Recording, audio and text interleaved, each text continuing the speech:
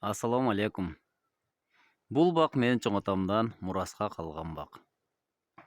Чоң атамдын көз өткөнүнө 20 жылдын жүзү болуп атат.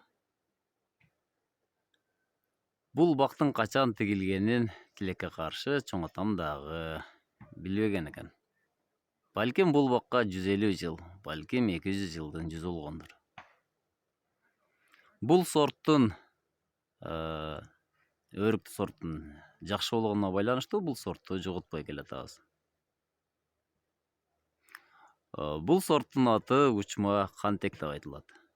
Жоголуп кетпесин деп, мундан жашартып, улап көбөйткөн учурларыбыз болот.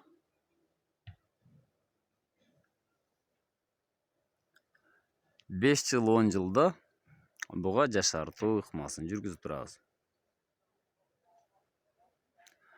Атадан балага бак калат деген ушул. Бата бергенде багынан айтсын деп алгайт эмеспи? Мынакей атадан балага калып келаткан мурас бак.